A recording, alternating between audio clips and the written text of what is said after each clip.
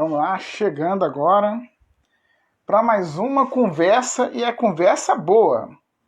Quero agradecer aqui em nome da Rádio Bicuda FM 98,7, a rádio do seu estilo. Olha, o papo hoje é muito bom. É um papo com âncora da Rádio Jovem Pan, do Jornal da Manhã. Vou até aproveitar para perguntar se alguém está me ouvindo. Tá me ouvindo bem aí, Breno? Vou pedir aí para a galera me dar esse feedback, que é importantíssimo, porque eu posso estar falando aqui para ninguém aí, certo? Mas a entrevista hoje é com o Thiago Uberreich. Uberreich é ele que é âncora do Jornal da Manhã, ele que escreveu um belo livro falando das Copas do Mundo, e, enfim, acho que vai ser muito legal assim o nosso papo. A mensagem já chegou aqui. Thiago Uberreich. Vamos ver.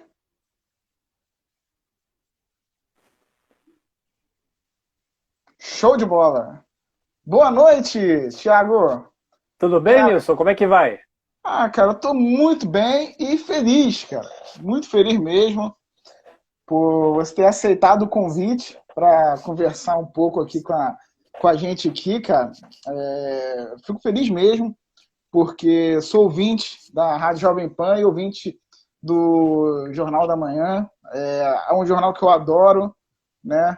Hoje eu sinto falta um pouco do nosso querido o Vila, né? Mas tem o Constantino, que é sensacional, o Joel, mas tem todo um, enfim, né? O Sami e você, que é sensacional. Então, eu queria, de Imagino. fato, te agradecer por ter aceitado o convite, Thiago.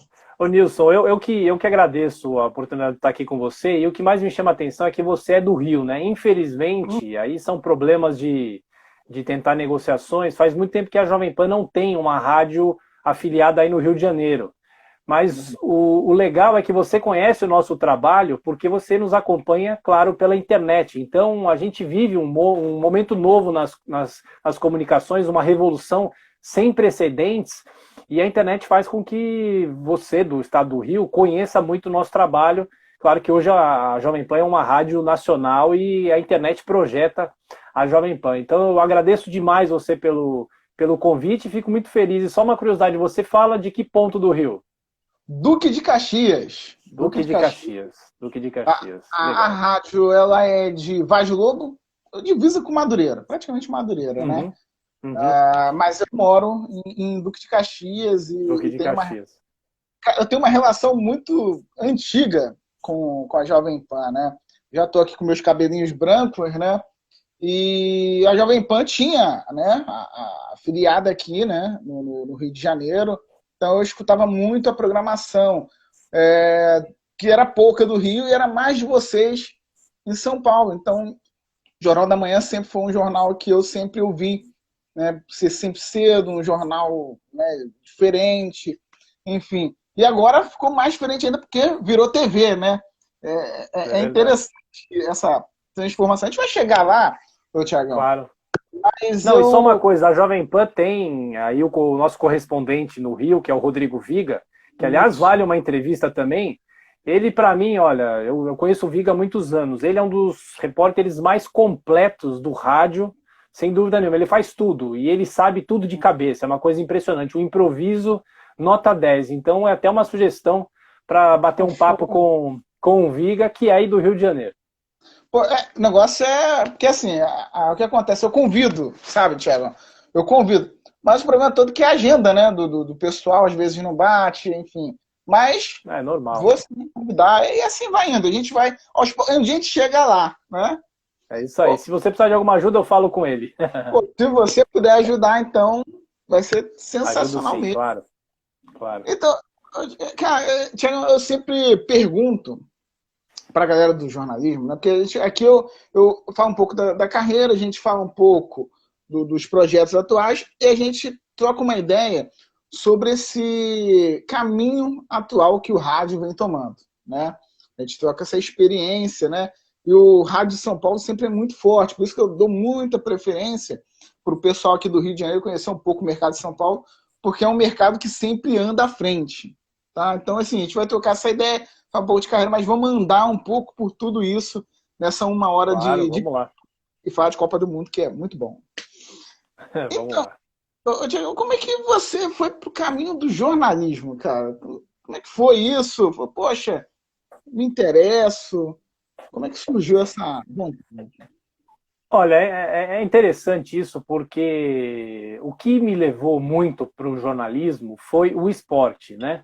Eu, desde moleque, sempre gostei de futebol, né? Aquela coisa do pai que incentiva o filho a assistir o futebol. Meu, aqui em São Paulo, eu torço pro Corinthians, meu pai também corintiano e tal. Então, desde cedo, meus 6, 7, 8 anos, eu sempre já me. Eu tenho lembranças de assistindo jogos com o meu pai, né? Aí a gente chega no ano de 1990, eu nasci em 76, eu tinha 13 para 14 anos, então a gente chega em 1990 e toda aquela comoção de Copa do Mundo, a Copa de 90 na Itália, que não foi uma Copa muito boa, mas como um adolescente empolgado com o futebol, aquela coisa toda. E aí, naquele momento, eu comecei a ler muito sobre história das Copas do Mundo e, claro, histórias do futebol, mas principalmente história das Copas, que é realmente as histórias das Copas sem dúvida alguma a minha paixão, né? O que eu gosto muito assim de ler, de estudar, de pesquisar. E aí, a partir daquele momento, e aquele também é um ano emblemático, que é o ano que o Pelé fez 50 anos, né? Lá se vão 30 anos já, o Pelé vai fazer 80 anos no dia 23 de outubro. E aí, naquele momento, eu comecei a ler muito, pesquisar. Era uma época que não tinha internet, eu comecei a gravar os jogos de futebol. E aí, a vida foi indo, eu terminei o colégio e eu falei, olha, eu vou prestar jornalismo para ser jornalista esportivo. Caramba. E, além disso, eu também sempre gostei muito do rádio, né? Então, estamos falando ainda de um período antes da internet. Eu sempre gostei muito de ouvir rádio, eu ia com meu pai para a escola, ele ouvindo a Jovem Pan. Imagina você, Sensacional. jovem, né, menino, ouvindo a Jovem Pan e anos depois você está lá naquele horário que você ouvia as grandes vozes, os locutores, o Franco Neto, o Antônio Freitas, o Joseval Peixoto, que a gente tem que falar muito do Joseval. E aí eu resolvi prestar jornalismo para ser jornalista esportivo. Aí, em 1996, eu comecei o curso, eu sou formado pela PUC aqui de São Paulo, e em 96 eu comecei a faculdade e já batalhando, tentando trabalhar. Eu já ouvia também rádio ondas curtas, era um equipamento mais antigo, que você tinha as frequências estendidas, faixa de 49 metros, aquela coisa toda, e eu ouvia muito as rádios de fora. Hoje na internet você ouve a rádio de qualquer parte do Sim. mundo, mas naquela época não tinha internet, então eu ouvia pelo rádio de ondas curtas. Então eu me lembro muito do serviço em português da Rádio Canadá Internacional, da própria BBC de Londres, da Voz da América. Então eu tinha duas paixões, o futebol e o rádio, e claro, o jornalismo, porque os meus pais em casa sempre assinavam o jornal. Eu lembro muito simbolicamente da cobertura da morte do Tancredo em 1985. Então tudo aquilo eu gostava muito do rádio, da televisão, do jornalismo e do futebol, do esporte. Só que ainda naquele ano de 96, eu comecei em dezembro de 96, eu já estava nas férias do primeiro para o segundo ano, eu comecei a trabalhar na Rádio Eldorado aqui de São Paulo. Para o público aí do Rio que não conhece, a Rádio Eldorado é a rádio do jornal Estado de São Paulo. Infelizmente hoje é uma rádio que não é mais a sombra daquela rádio que eu cheguei a trabalhar em meados dos anos 90. Então era uma rádio de jornalismo, era uma rádio muito combativa, que cobria muito política, muita economia. E eu comecei a trabalhar numa rádio que não tinha cobertura de esporte, não tinha cobertura de futebol.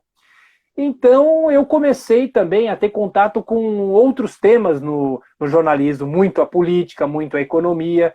E é o que eu costumo dizer, o Nilson, a minha vida me levou para outros caminhos, fora essa cobertura diária do jornalismo, do futebol, mas junto com esse meu trabalho, no caso, na Eldorado, ainda como estagiário, e depois já formado, porque eu fiquei 8 anos e meio lá na Nossa. Eldorado antes de ir para a Jovem Pan. Eu fui para a Jovem Pan em junho de 2005, ou seja, eu estou na Jovem Pan já há 15 anos.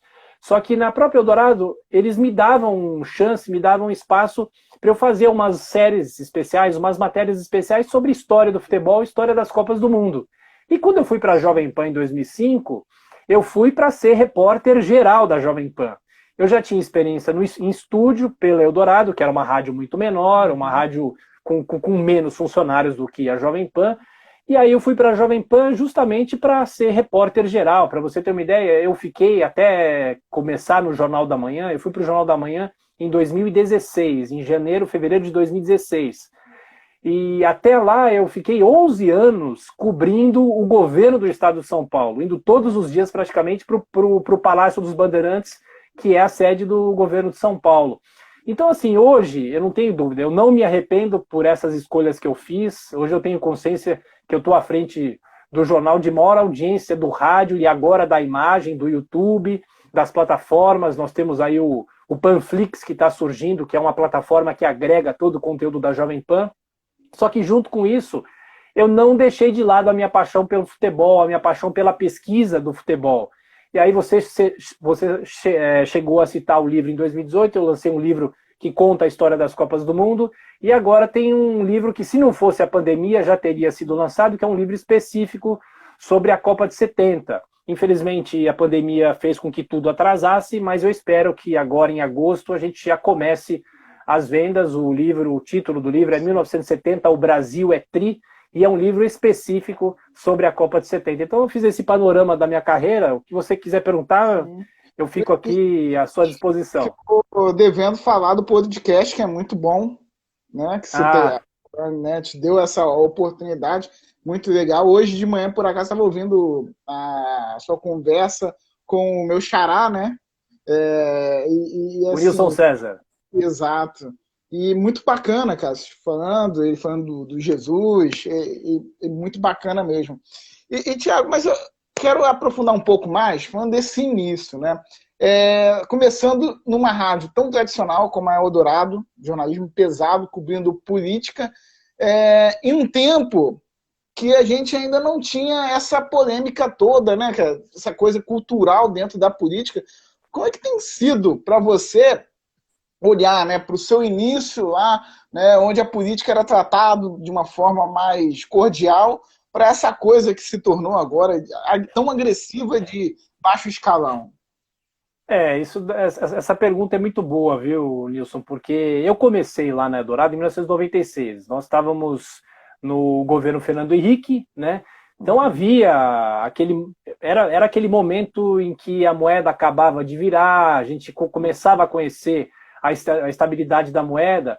E é interessante porque quando eu comecei lá no jornalismo, em 1996, nós repórteres, nós, no dia a dia, nós éramos estritamente proibidos de emitir qualquer opinião. Nós éramos simplesmente noticiaristas. A gente dava as informações, apurava as informações, fazia entrevistas.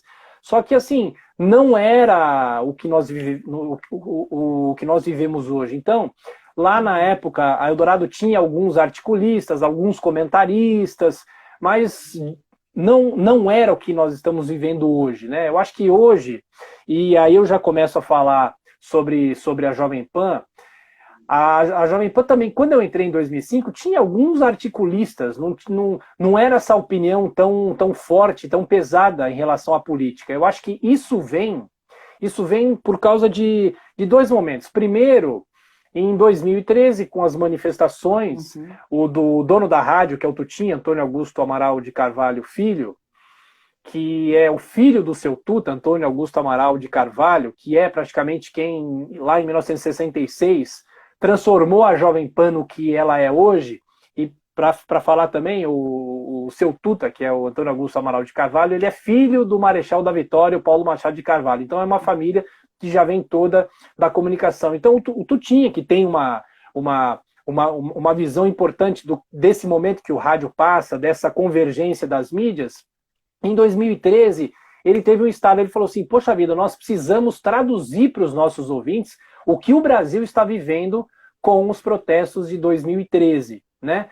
E eu acho que aí junta duas coisas. Primeiro, é uma coisa que eu costumo dizer, não sei se as pessoas vão entender muito, o rádio não é mais, o rádio e a televisão não são mais veículos de fonte primária de informação. O que é isso? Não é mais o veículo simplesmente que serve para dar a primeira notícia. Claro que tem muita gente que acorda, a primeira coisa que faz é ligar o rádio ou ligar a internet para começar a ouvir as notícias. Mas hoje, com as redes sociais, com essa avalanche de informações, muita gente hoje já liga o rádio ou liga a Jovem Pan na imagem, já sabendo das notícias previamente, porque ela viu no Twitter, alguém postou, alguém compartilhou alguma coisa, a pessoa já viu no Facebook, já viu no LinkedIn, que foi a plataforma que você fez contato comigo. Então, assim, eu acho que o rádio evolui porque hoje o rádio começa a oferecer um serviço além de simplesmente dar as notícias. O rádio está oferecendo também a opinião para que as pessoas compreendam e façam o seu juízo. Você pode gostar, pode não gostar da opinião do Constantino, pode não gostar da opinião do Vila, pode ser a favor do Vila, contrário do Vila, mas eu acho que assim, é um serviço a mais que a rádio dá e eu sou testemunha disso. O que a Jovem Pan cresceu de 2013 até agora por causa da opinião política, isso dá uma coisa de louco. O que a rádio hoje é nas plataformas, né? O que a Jovem Pan, não só ela é muito ouvida, mas hoje ela também é muito assistida e nós temos um público muito grande que não assiste a Jovem Pan ao vivo, para você ter uma ideia. São pessoas que depois entram na internet para ver algum trecho do jornal, para ver algum recorte de alguma programação. Então você imagina, nós temos não só a evolução tecnológica em todo esse período, mas também temos a evolução do conteúdo. E é o que você me falou no começo, o rádio se reinventa. A televisão surgiu lá em setembro de 1950, um pouquinho depois da Copa de 50, e diziam que o rádio ia morrer, a televisão ia matar o rádio. E a televisão não matou o rádio. Aí lá nos anos 2000 surge aquele boom da internet, agora sim, o rádio vai morrer. E o rádio não morre, porque o rádio é a mídia que talvez mais saiba utilizar essas plataformas para continuar sobrevivendo no mercado, né? Então hoje a Jovem Pan não é só uma emissora de rádio, a gente tem muita audiência ainda no rádio, isso é verdade. O Jornal da Manhã tem uma audiência primordial no rádio. Claro, nós estamos numa pandemia, mas em tempos normais, as pessoas ouvem muito a Jovem Pan no carro indo para o trabalho, né? E nós temos um fenômeno que entre 9 e 10 horas da manhã, já que o jornal vai até às 10, quando normalmente no rádio cai essa audiência, a audiência na imagem cresce, porque a pessoa já está no escritório, a pessoa já fez alguma coisa de manhã, e a pessoa liga a imagem. Então, é uma evolução muito grande, tecnológica e também do conteúdo também. E assim, o interessante de vocês na Jovem Pan é essa questão do esclarecimento, né? Porque o que a gente vê, quando eu até falo dessa questão da baixaria, né? Dos políticos. Os políticos, realmente, hoje, a gente não tem mais políticos como antigamente, né, Thiago? Você pega aí, você pode gostar ou não gostar, por exemplo, do Fernando Henrique. Você pode gostar ou não do Mário Covas, enfim, Eu falei do Tancredo aqui, né, também. Para a gente aqui o Brizola é muito significativo, né? Mas você pode não gostar. Mas os caras eram diferentes. Hoje você liga a rádio, a TV aqui, você tem, né, uma dificuldade é até difícil a gente citar alguém aqui, porque a gente arruma briga. Mas os políticos atuais faltam um pouco dessa consciência política, né? Parece que eles jogam muito para a torcida, né, Thiago? E para o jornalista, me parece ser muito complicado. Porque se você dá uma nota esclarecendo sobre um fato contra X, você é atacado por X. Vai para o Y, você é atacado por Y. O jornalista sendo cada vez mais vítima, sempre foi vítima, o jornalista sempre foi vítima, né? Porque a gente via, porque a gente traz os fatos. Mas hoje parece que está uma guerra muito pior. Aproveitar até mandar um abraço pro Fefito, cara. Tá aqui, olha só, o Fefito que trabalhou um período lá no Morning Show. Um grande abraço para ele também. E muita dificuldade, né? Hoje em dia para o jornalista trabalhar, né? O que eu acho, Nilson, é o seguinte, o jornalismo sempre foi, sempre precisa ser uma profissão muito combativa, né? Eu costumo dizer o seguinte, o jornalista não defende A, não defende B. O jornalista tem que defender a população, o interesse do público. o público quer o bem do Brasil. Então, se o governo tem uma medida que é positiva, você tem que falar que é positiva. Mas se o governo faz alguma coisa que eu acho um absurdo, você tem que falar também que é um absurdo. Mas nós vivemos hoje um momento muito polarizado, que aliás não é de hoje, esse essa é uma consequência que vem lá desde 2013, e talvez até antes, mas em 2013 o Brasil entrou em ebulição. E aí o que acontece? Hoje há uma polarização muito grande, e aí, por exemplo, se você fala contra o Bolsonaro, já te taxam de esquerdista e de comunista. Né? Se você defende o presidente Jair Bolsonaro, você é taxado de ultradireita, entendeu? Então, assim, eu acho que o Brasil, para sair desse momento difícil, o Brasil precisa baixar um pouquinho o tom. E as redes sociais são o maior exemplo, eu acho, né? Exemplo negativo. Se você entra no Twitter, por exemplo, eu não sou muito fã de redes sociais, nunca fui. Mas se você entra no Twitter, você fica enojado com a discussão, muitas vezes, das pessoas, a baixaria das pessoas. Se eu faço uma postagem, assim, eu evito muito fazer postagens de política, até pelo meu papel na Jovem Pan, que é um papel mais de mediador, eu sou um apresentador do Jornal da Manhã, e não cabe a mim dar opinião a toda hora. Eu posso dar um pitaco aqui, um pitaco ali, trazer a minha experiência de alguma coisa que eu cobri, que eu acompanhei, mas essa função cabe aos comentaristas, né? Agora, no Twitter, se eu falo alguma coisa, vem todo um público me criticar. Eu acho isso muito ruim, porque a democracia, aliás, hoje eu estava até acompanhando um seminário da OAB, com a participação de vários ministros do Supremo e tudo mais, e o que se ressalta é o seguinte: a democracia é saber ouvir o outro lado também. É claro, isso é óbvio, né? Agora nós estamos numa fase, num momento que você ouve uma opinião contrária, você já ataca esse contrário. Então eu acho o seguinte, é um retrato também da falência da política. O sistema político no Brasil, na minha avaliação, é um sistema falido, e quando eu falo isso as pessoas não acreditam muito, mas assim, eu não tenho qualquer ideologia política, eu não tenho qualquer convicção política. O que eu acho é o seguinte: você não tem como melhorar um país, melhorar uma sociedade sem a política, sem a democracia. Não tem jeito, né? Mas eu sou contra absolutamente todos os políticos que estão aí, porque eu não acho que eles têm vontade de ajudar a população. Muitos deles, claro que você tem as exceções, claro, sim, mas assim, muitos estão lá só para se servir. Você tem algo pior do que por exemplo, a Câmara dos Deputados, que todos eles lá, eles não abrem mão dos ganhos, eles não aprovam reforma política, não vão aprovar da maneira como está, talvez, essa reforma tributária, porque eles têm muitos interesses com estados, com municípios.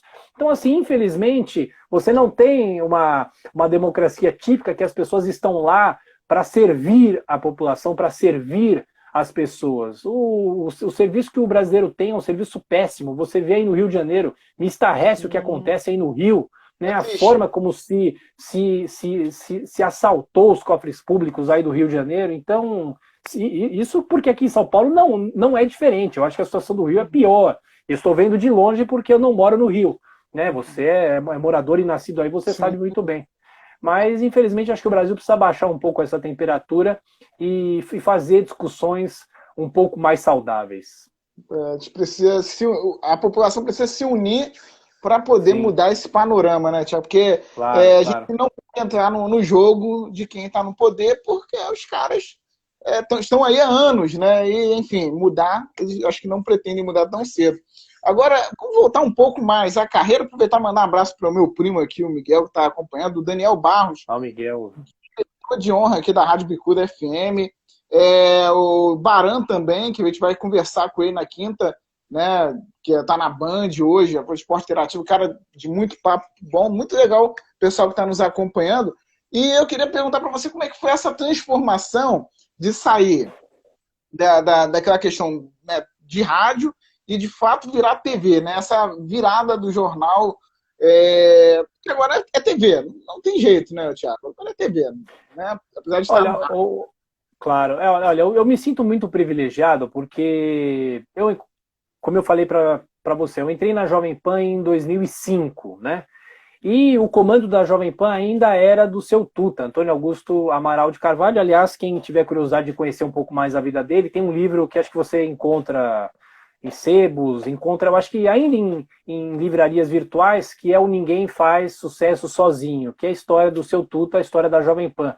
Então, assim, a família Carvalho vem da televisão, vem da TV Record. Claro que começou lá com o rádio, a Rádio Record, depois o Dr. Paulo Machado de Carvalho comprou a Rádio Pan-Americana em 1944, tanto é que a Jovem Pan fez 75 anos no ano passado, né? Então, o seu Tuta, no fim de 2007, mais ou menos, ele começou um projeto para que a gente, além de fazer o rádio, para que a gente fizesse imagem também. Então, aquele foi o começar do rádio com imagem. Tanto é que o slogan era esse, né? Então, em 2007, 2008, 2009, claro que ainda não era essa coisa avassaladora que é o YouTube. A gente fazia algumas coisas paralelas à rádio, não era essa coisa unida, rádio e imagem, né? E aí, depois o seu Tuta afastou e chega o Tutinha, filho dele, que é o dono do Pânico, e o Pânico tem imagem desde lá dos anos 2000, né? Então aí ele começa a implantar esse projeto de você colocar os programas da rádio também com a imagem. Então hoje, se você assiste o Jornal da Manhã, você está assistindo a uma televisão, é uma coisa impressionante. Você tem a barra, você tem tudo, você tem as matérias que são montadas para a imagem. Só que o nosso grande desafio, e o meu desafio também foi esse, porque eu nunca tinha trabalhado em televisão, não tinha experiência em televisão, é de você oferecer o mesmo produto para quem está ouvindo e o produto para quem está assistindo, né? O que eu digo é o seguinte, a rádio, ela consegue uma proeza, porque você está fazendo um jornal, se você só ouve, você não perde nenhuma informação, você pode ter algumas referências à imagem, mas a gente sempre reforça, olha, para você que está nos assistindo, você está vendo isso, isso e aquilo, e você que não está nos assistindo, depois procure no YouTube e veja essa imagem, entendeu? Porque o risco que se corre é você começar a falar muito de imagem e quem está ouvindo se sente excluído, né? Porque a pessoa não está vendo. Só que a gente tem todo o cuidado, e eu acho que desde 2016, que é quando o Jornal da Manhã entrou de vez no YouTube, lá para maio de 2016, mais ou menos, quando a gente fazia o jornal de rádio, num estúdio de rádio, mas também com imagem. Hoje a gente faz o jornal num estúdio de televisão já, né? Então, assim, para mim, sempre foi um desafio essa coisa da imagem, para onde você olha, a câmera, se você vira para cá, se você vira para lá, e também o desafio de linguagem. Eu acho que a Jovem Pan está conseguindo buscar uma convergência dessas duas mídias, mostrando que é possível, que ao mesmo tempo a gente está na imagem, a gente está também fazendo um produto só para quem está ouvindo. É sensacional. E antes da gente, né, andar um pouco, que a hora passa rápido, Thiago. Passa rápido, né? Passa rápido. Muito. Quase meia hora já. Quando o papo é bom, passa rápido, né? É verdade. E como é que foi a primeira vez que você... qual é a hora? Repita. 7 horas. Repita. Como é que foi a primeira vez? Isso é tradicional demais, né? Não, isso aqui é bobo, mas é muito tradicional e eu não sei se você conhece a história do Repita. A não história é totalmente despretensiosa, porque lá no início dos anos 70, o Jornal da Manhã é do início dos anos 70, já com o Joseval, você tinha o Sargentelli, você está aí no Rio, o Sargentelli apresentava o Jornal da Manhã, o Barão Fittipaldi, o pai do Emerson Fittipaldi, são grandes nomes da história da Jovem Pan. Então eles estavam lá, todos reunidos no estúdio, aí alguém deu a hora, só que eu não sei se a hora não saiu direito ou não ficou muito claro, aí alguém de bate-pronto falou, repita, né? Aí o Fernando Vieira de Mello, que era o diretor de jornalismo da Jovem Pan, que aliás... O conceito que nós temos hoje de radiojornalismo, o rádio com os dois locutores, lendo as manchetes, lendo as notícias, isso é tudo muito do Fernando Vieira de Mello. Aí o Fernando Vieira de Mello entrou no estúdio e falou assim, quem foi que falou aí o repita? Aí levantaram a mão lá, então ele falou, a partir de hoje, toda vez que der a hora, a pessoa vai falar o repita. Porque dizem que porque a notícia mais importante do rádio é a hora, principalmente de manhã, quando as pessoas estão lá se trocando e tudo mais. E assim, para mim é muito engraçado, porque para mim junta não só a questão do repita, mas até 2017 a rádio ainda tinha aquele jingle, né? Aquela música que era o Vambora, Vambora, tá na hora, Vambora, que infelizmente a rádio parou de passar por causa de processo da família do Billy Blanco, que é o autor daquela música, infelizmente, né? Pouca gente sabe dessa história, mas a Jovem Pan se viu obrigada a tirar essa música do ar porque a família estava processando a rádio, mesmo com a Jovem Pan tendo a autorização de usar essa música pelo próprio Billy Blanco, que morreu, aí a família foi atrás da Jovem Pan. Mas enfim, né? E para mim, eu acho que não só o Repita, mas também tá no jornal que tem o Vambora, que eu ouvia desde criança. Para mim, uma das grandes questões sempre foi e a intimidação, muitas vezes, de estar ao lado do próprio Joseval Peixoto. O meu começo no Jornal da Manhã foi muito difícil, porque eu olhava para o lado, o Joseval Peixoto do meu lado. O Joseval tem o dobro da minha idade. O Joseval é de 1938, eu sou de 1976. Eu ficava pensando, o que ele vai achar de mim? Ele acha que eu sou um moleque, ele acha que eu sou um inexperiente, né? Mas aí, só para a gente fechar esse assunto, nas primeiras semanas, né, ele percebendo que eu estava meio acanhado, aquela coisa toda, a gente foi para um intervalo e ele virou para mim e falou o seguinte: Thiago, olha, eu estou reparando que você está um pouco acanhado. Eu acho isso normal, porque eu tenho muito mais experiência de vida, de jornal, eu tenho não só o tempo de profissão dele é mais do que a minha própria idade, né? Mas ele falou, olha, pensa o seguinte, nós somos amigos e somos colegas de trabalho. Você está aqui para me ajudar e eu estou aqui para te ajudar também. Então, não se acanhe, vamos em frente. Você imagina, uma pessoa que tem o dobro da sua idade e é uma lenda, né? Uma lenda do jornalismo, é uma lenda da narração esportiva, né? Da narração esportiva.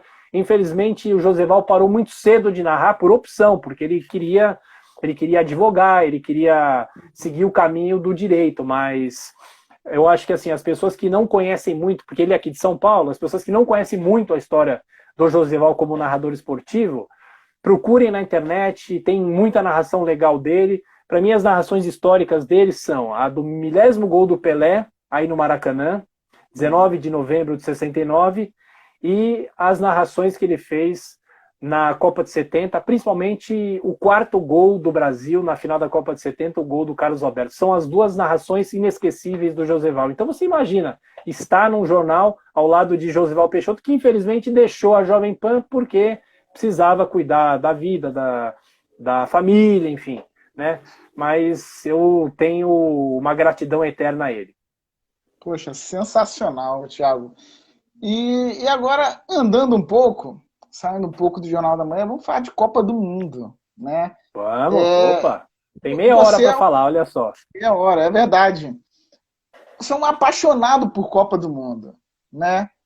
O que te deu o estalo para você começar a pesquisar? Porque Copa do Mundo é fascinante, né, cara? Se você começar a estudar, principalmente da Copa de 30 em diante, é sensacional, né, Thiago? Olha, a Copa do Mundo, para mim, né, eu te falei que eu comecei a ler e estudar a Copa do Mundo a partir de 1990, lá com 13, 14 anos, né? E eu ganhei dos meus pais um livro chamado As Copas que Ninguém Viu, de um jornalista aqui de São Paulo chamado Solange Bibas, que contava a história das Copas de 30 até 1978, que era um livro fino, que trazia os bastidores da Copa do Mundo. Aí eu li aquele livro, eu lia uma vez a cada dia eu li aquele livro lá. E depois eu comprei o livro do Orlando Duarte, que é um dos maiores especialistas em Copa do Mundo, infelizmente está doente, enfim, né, já tem mais os seus 80, quase 90 anos, e ele tinha um livro chamado Todas as Copas do Mundo, que esse livro trazia as fichas de todos os jogos das Copas. Aí, a partir daquele momento... Eu acho que eu tenho... Desculpa, Thiago, acho que eu tenho... Você tem esse livro? Eu tenho esse livro, mas eu não sei onde que tá, cara, porque de mudança, né, é um que vem até a Copa de 86, não é isso? Acho que ele vai até... Então, Ele fez muitos relançamentos, né? Eu tenho, o exemplar que eu tenho vai até a Copa de 90, não tem a Copa de 94, né? O ruim de livro de Copa do Mundo é que vai ficando desatualizado. O meu livro também, o Biografia das Copas, que eu lancei às vésperas da Copa de 2018, ficou desatualizado porque não tem ainda o capítulo de 2018. Quem sabe lá para frente a gente reedite esse livro, porque muita gente até hoje me procura perguntando e pedindo. A gente fez apenas 1.000 exemplares, 1.200 exemplares, então infelizmente é um livro esgotado, né? E eu tinha vontade depois da Copa de relançar com o capítulo de 2018, mas eu não cheguei a um acordo com a editora, enfim, né? Mas assim, de qualquer forma, naquele ano de 1990, como eu falei também, era o ano do aniversário do Pelé de 50 anos. Então você imagina o que as emissoras passaram de imagens, principalmente da Copa de 70, né? E aí, a partir daquele momento, eu fiquei vidrado na seleção de 70, a ponto de ligar aqui em São Paulo para as emissoras de televisão. Estamos falando de novo, repito, que não era um período que havia internet, né?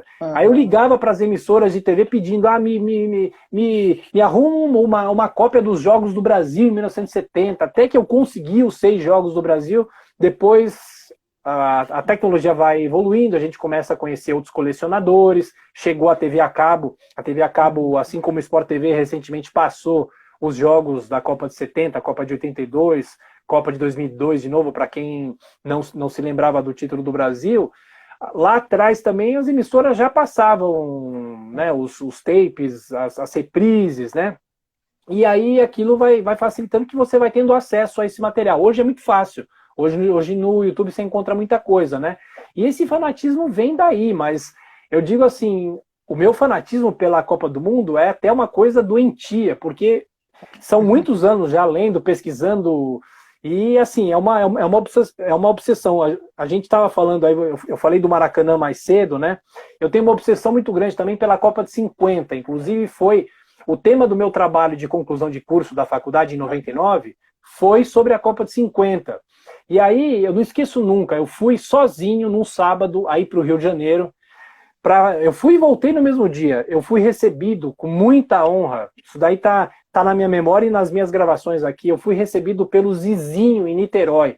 Eu fiz uma entrevista de quase 2 horas com o Zizinho, na casa dele, o jeito que ele me recebeu, Tomás Soares da Silva, o jeito que ele me recebeu. E aí eu fiz também uma entrevista com o Flávio Costa, que morava na praia do Botafogo, e infelizmente o Flávio Costa, ele já tinha, naquele ano, 93 anos. O Flávio Costa, que era o técnico da seleção de 50, morreu 2 semanas depois da entrevista, para você ter uma ideia. Então, assim, eu sou vidrado pela história da Copa de 50, que é uma história triste, né? Que é uma história de derrota, enfim, né? Mas eu acho assim, o que eu gosto muito de misturar é que a Copa do Mundo não é só o jogo, não é simplesmente um país que recebe uma competição e organiza essa competição e aí acabou, não. A Copa do Mundo tem toda uma história por trás. Você tem a história política, você tem a história econômica de um país, você tem a empolgação das pessoas. E o que eu gosto muito de dizer é o seguinte, que a Copa do Mundo faz parte da nossa memória afetiva, para quem gosta de futebol. Todo mundo se lembra de um momento de Copa do Mundo, mesmo quem não gosta de futebol. Por exemplo, a minha mãe não é fã de futebol, mas ela se lembra que quando o Brasil ganhou a Copa de 70, ela foi na Avenida Paulista comemorar o título. Então as pessoas fazem muitas vezes referências de períodos da vida com a Copa do Mundo, porque é o momento em que a gente se dedica a torcer por uma causa. Muita gente pode dizer que é algo inútil, que é algo que não importa muito. É aquela história do Milton Neves, que o futebol é a coisa mais importante das menos importantes. Mas é um momento de lazer, é um momento em que as pessoas torcem. E para mim o futebol é um espetáculo, é um concerto musical, é uma arte, é um espetáculo. Infelizmente hoje não mais. Os jogos, para mim, os jogos hoje estão muito chatos, né? Mas o futebol é a nossa paixão, é a cultura do Brasil, é o futebol, né? O samba e o futebol acho que são duas coisas que futebol, estão... E eu queria saber de você...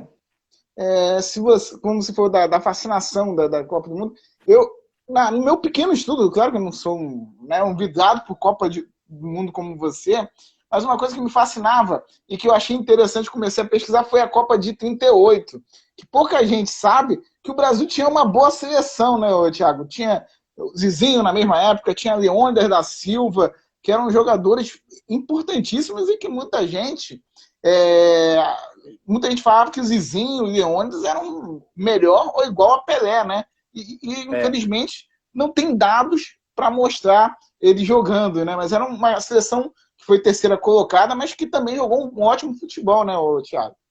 Exatamente. Olha, a Copa de 38 é uma Copa muito simbólica aqui para o Brasil, que é a primeira Copa do Mundo em que há uma espécie de comoção em favor da seleção brasileira. Isso é muito importante dizer, porque em 1930 e 1934, a seleção brasileira não foi com o melhor time por causa de brigas entre paulistas e cariocas, né? E a Copa de 38, pela primeira vez, há uma aparente paz entre paulistas e cariocas. E também, o que é muito importante, não tem como você contar a história das Copas do Mundo sem contar a história das transmissões esportivas, da tecnologia envolvida na transmissão esportiva. Então, a Copa de 38, que foi disputada na França e o Brasil ficou em terceiro lugar, a Copa de 38 é a primeira transmitida ao vivo pelo rádio para o Brasil.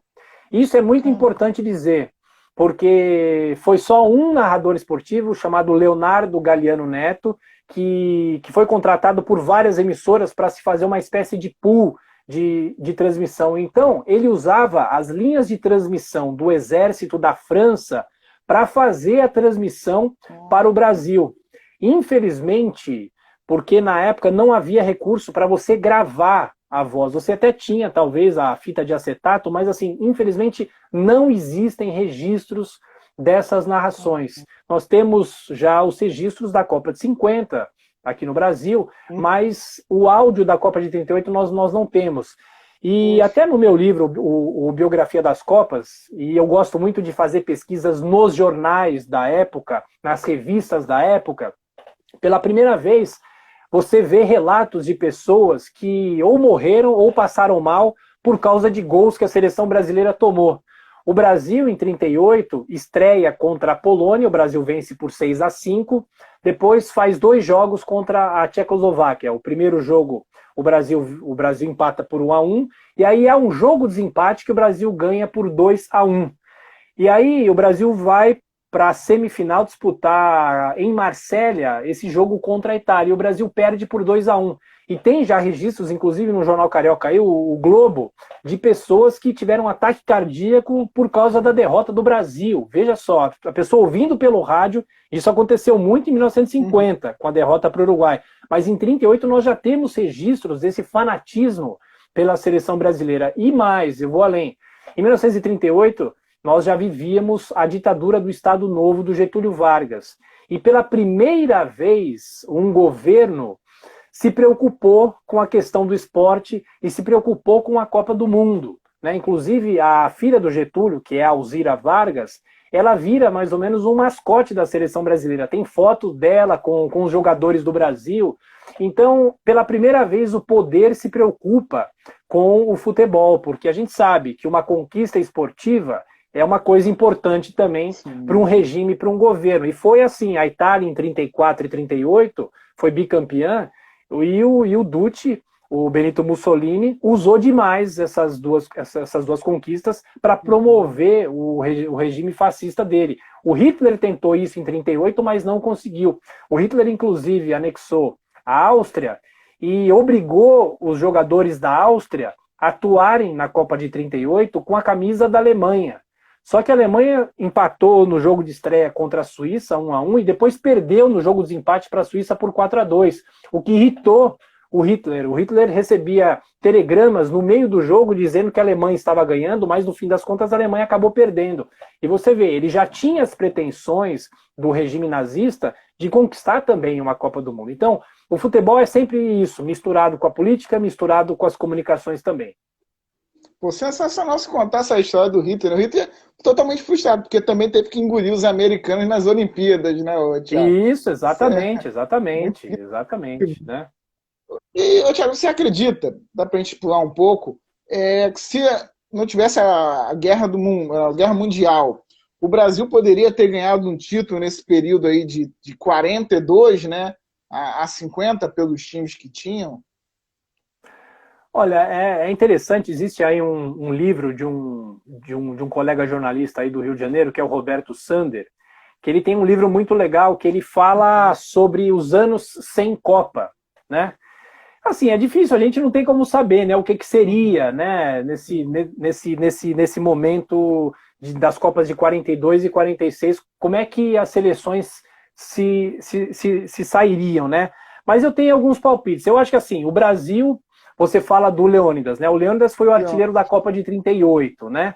E aí, por mais que em 42 o Leônidas já tivesse mais velho, tem toda aquela história da chegada do Leônidas aqui no São Paulo Futebol Clube, e ele era chamado de bonde porque ele estava gordo e tudo mais, eu acho que o Leônidas tinha chance de jogar essa Copa de 1942 e talvez fizesse uma boa campanha para o Brasil.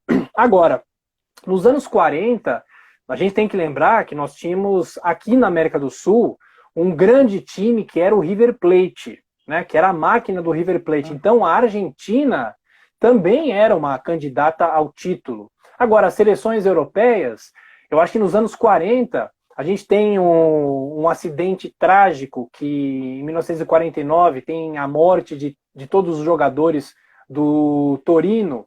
Em maio de 1949 há a tragédia de Superga, que praticamente dizima a equipe do Torino. Ou seja, a Itália também, nos anos 40, era uma seleção muito favorita a conquistar essas Copas. Então, acho que Itália, o Brasil, a Argentina, a Alemanha a gente não sabe, né? Porque a Alemanha, inclusive, tinha aspirações de sediar a Copa de 1942, mas a Alemanha, depois da Copa do Mundo, ela é expulsa da FIFA, né? E ela só volta mais na frente. E tanto é que a Alemanha depois ganha a Copa de 54. Mas, então, são os palpites nossos, né? O Brasil assim podia... As suposições nesse período de vácuo de 12 anos sem Copa do Mundo, né? De 1938 até 1950, e a Copa é retomada com o Mundial aqui no Brasil. Tiago, e assim, uma discussão que é muito feita, não sei se em São Paulo tem isso. Aqui no Rio de Janeiro, muita gente fala o seguinte, que o Garrincha não é valorizado como deveria, porque você vê na briga aí por fora, né? Muita gente tenta comparar o Maradona ao Pelé, claro que a gente sabe, né, que não tem chance disso acontecer, mas tentam comparar, mas o Garrincha fica atrás de muita gente aí no comparativo. Nesses estudos que você fez, dá para se dizer que o Garrincha, depois do Pelé, foi o grande jogador? Olha, o Garrincha, eu acho que é a maior expressão, assim, o Pelé é o gênio, né? Aliás, o Pelé vai fazer 80 anos esse ano e eu acho que é uma data que deve ser celebrada, né? Infelizmente, os mais jovens não gostam do Pelé, pegam fatores extracampo do Pelé para criticar o Pelé, pessoas que não viram o Pelé jogar. Mas, enfim, o assunto aqui é o Garrincha. Eu acho que, assim, o Garrincha é a maior expressão daquela história do futebol arte, do futebol imprevisível e do futebol muitas vezes até, de uma certa maneira, um futebol despretensioso, entendeu? A gente tem o grande livro que conta a história do Garrincha, que é o Estrela Solitária, do Rui Castro, que é um livro obrigatório para quem gosta de futebol, né? E ele trata muito desse assunto, né? O Garrincha, muitas vezes, aqui pelo público de São Paulo, é esquecido. Ele teve uma pequena passagem pelo Corinthians em 66, mas ele já estava num período de decadência. Infelizmente, ele sofreu muito com injeções na perna, aquela coisa toda, mas o Garrincha é a maior expressão de que o futebol deve ser um espetáculo, né? Você imagina o que é ver um jogador na ponta esquerda driblando, e tem a história famosa. O Brasil, quando foi lá para a Copa de 58 e jogou contra equipes da Itália em amistosos, contra a Inter, e antes de estrear na Copa do Mundo, tem aquela história que eles contam que havia um treino, né, que o técnico Vicente Fiola colocou cadeiras para mostrar os marcadores. Aí o Garrincha falou assim, mas as cadeiras nem se mexem, então não tem graça. Ele gostava disso, ele gostava de desafiar os marcadores dele. E tem também aquela célebre história que ele driblou o goleiro, podia fazer o gol, só que voltou de novo para driblar todo mundo e não fez o gol, entendeu? Então, assim, agora, o que é importante dizer é que sempre a imagem do Garrincha foi muito vendida como aquele ingênuo, como aquele bobo, e não era muito assim. Você ouve algumas entrevistas, são raras, mas você ouve algumas entrevistas do Garrincha, ele era, claro, ingênuo em certos momentos, ele não tinha muita cultura, enfim, mas ele não era aquele jogador totalmente ingênuo, ele sabia o que ele estava fazendo, ele queria ganhar, tanto é que eu acho o seguinte, na Copa de 62, ele jogou por ele e pelo Pelé, o Pelé se machucou, se contundiu no segundo jogo do Brasil, e o Garrincha jogou por ele e pelo Pelé, além do Amarildo, que entrou no lugar do Pelé. Então o Garrincha, ele precisa ser alçado como entre os 10 maiores gênios da história do futebol mundial, entendeu? Mas infelizmente, pela forma como ele morreu, pela forma como ele muitas vezes ficou fora da mídia, ele é muitas vezes esquecido, infelizmente. E muita gente sabe que o Garrincha foi um dos artilheiros, né, Thiago? Da Copa de 62, né? 4 gols, com 4 gols. Ele, o Vavá também fez 4 gols. Foi? Inclusive, um de falta também, não foi? Se eu não me engano. Sim. Falta, não, né? então, ele... Não, de falta ele não faz. Ele faz gols de cabeça, ele faz gols com o pé esquerdo, né? E de falta ele não fez. Ele faz 4 gols. Ele faz gols contra a Inglaterra, foram 2. Faz 2 gols contra o Chile também. Pô, sensacional. Pensando aqui de memória, né? Sim, pô, sensacional. É fantástico. E eu queria saber uma outra coisa. Acompanhando o futebol atualmente e pegando até um pouco da pergunta da conversa com você, que você teve com o Nilson César, hoje, né, olhando para a seleção brasileira, a gente vê que a gente está atrás hoje, né, do futebol europeu. Parece que a gente ainda não aprendeu a jogar esse futebol tático, né? Queria saber de você se você acha que é um momento, caso o Tite saia, eu acho que o Tite vai até o final, deve disputar essa Copa aí, eu acho que até não deve mudar mesmo. Mas para uma próxima Copa, é interessante a gente trazer, assim como o futebol feminino, alguém de fora, até para trazer uma cultura, trazer um novo aspecto para o futebol da seleção brasileira, Thiago? Olha, eu sou defensor de um técnico estrangeiro na seleção, né? Eu amadureci muito essa ideia. Eu acho que assim o Brasil precisa ter uma renovação. Você vê o próprio Jorge Jesus. Você é flamenguista ou não? Eu não te perguntei. Sou flamenguista. Então, você vê ver, né? o que o Jorge Jesus fez de bem para o Flamengo, entendeu? Sim. E é alguém que não está, né, no circuito Espanha, Inglaterra, Itália, entendeu? Você vê que ele fez muito bem para a equipe do Flamengo. Então, você ouviu esse podcast que eu fiz com o Nilson César, né? Que foi o último da segunda temporada. E, aliás, amanhã, o título do podcast é 90 anos de Copa. Amanhã a gente estreia a terceira temporada com 3 episódios sobre a Copa de 58. Vale muito a pena ouvir as narrações históricas da Copa de 58, né? Então, assim, eu fiz questão de fazer esse episódio do podcast falando sobre a hegemonia europeia, né? Desde 2006... só europeus ganham a Copa do Mundo. 2006 foi a Itália, em 2010 a Espanha, em 2014 a Alemanha, e em 2018 a França, né? E é uma hegemonia que nunca aconteceu. A única vez que um europeu tinha vencido 2 Copas seguidas foi 34 e 38 com a Itália, né? E o Brasil igualou isso em 58 e 62. Fora isso, é sempre alternância. Ou um europeu ou um sul-americano, Brasil, Uruguai e Argentina. O Uruguai morreu lá em 1950. Aí você tem, mais para frente, a Argentina ganhando a Copa de 78 e também ganhando a Copa de 1986. E aí você tem o Brasil, que depois dos 24 anos de fila, ganha 94, ainda chega na final de 98 e ganha 2002. A última vez que um sul-americano ganhou foi o Brasil, em 2002. A partir daí, só europeus. Então, o que aconteceu? Eu acho que, assim, tem 2 coisas. Primeiro, há uma evolução muito grande, não só de poderio econômico também, mas há uma evolução tática muito grande da Europa frente ao Brasil.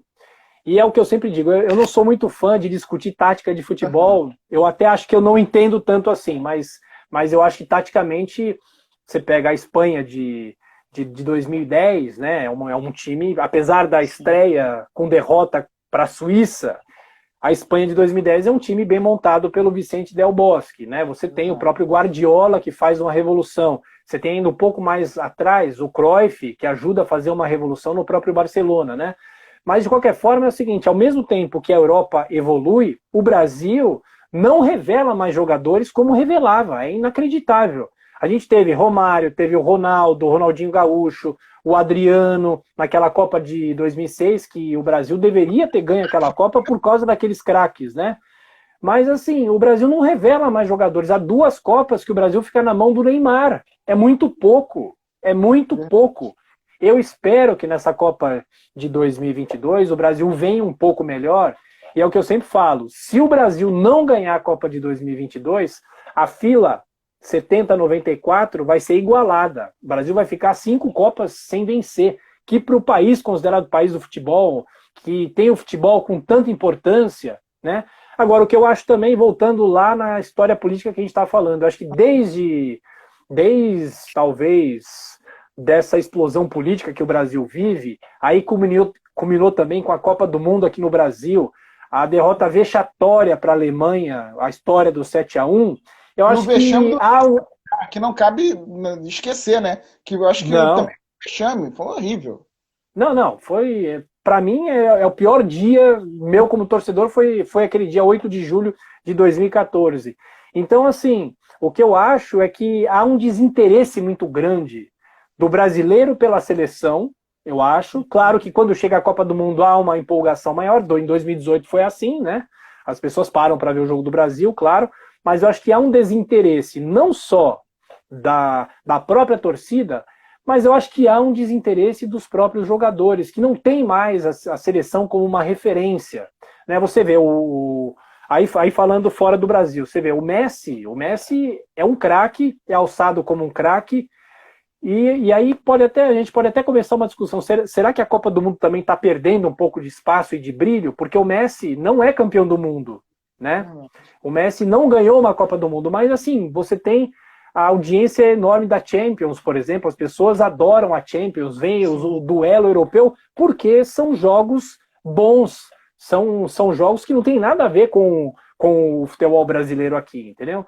Então é uma conjunção de fatores. Eu espero que isso melhore, eu acho que futuramente pode melhorar, mas voltando à sua pergunta, eu sou favorável a um treinador de fora do Brasil para dar uma chacoalhada na seleção e nos técnicos aqui do Brasil que vão precisar se aprimorar. Certo. E eu acho que foi o Wellington, deixa eu ver quem perguntou aqui, acho que foi o Wellington, se eu não perdi. Estou vendo aqui o Rafael Tebas, que é meu colega lá da Jovem Pan. Um abraço para ele. Um abraço aí, Tebas. E o Wellington estava perguntando do podcast, é lá na Jovem Pan, só você entrar lá no Panflix, não é isso? Não, você pode entrar no Spotify mesmo, né? Que é o Spotify ou as outras plataformas, né? Tem também no site da Jovem Pan, você digita lá, vai no Google e digita 90 anos de Copa, podcast. Aí aparecem todas as plataformas, mas no Spotify você né, é sempre às vezes mais fácil. Também está no Panflix também, os podcasts da Jovem Pan. Que eu acompanhei lá, por isso que eu dei o caminho, né? E também... Boa, ótimo. Então, olha, a gente está já indo para o caminho final. Eu já quero pedir, pelo amor de Deus, uma segunda parte. Vamos sim. Para a gente poder conversar mais, falar de carreira, porque ficou faltando a gente falar dos desafios, né? Porque a Copa do Mundo é apaixonante demais, cara. Eu sou um apaixonado. Sim. E eu queria te agradecer muito. Imagina, eu que agradeço e fico à sua disposição. Vamos marcar mais para frente um pouquinho. Quando eu estou com esse meu livro de 1970, assim que houver uma definição de quando começar a vender, eu te mando uma mensagem, a gente marca e fala mais de Copa do Mundo e de carreira, tá bom? Poxa, fechou então. Olha, já subiu o reloginho. Cara, Thiago Berrache, cara, muito obrigado mesmo. Eu que agradeço, imagina, eu que agradeço. Você é muito simpático, você é nota 10 aí, viu? E fico feliz de falar com o pessoal do Rio de Janeiro, que é uma cidade que que eu gosto muito. Uma cidade, o próprio título diz, cidade maravilhosa e de muita história, né? Foi a capital do Brasil, de muita história. E é isso aí. Muito obrigado mesmo, viu?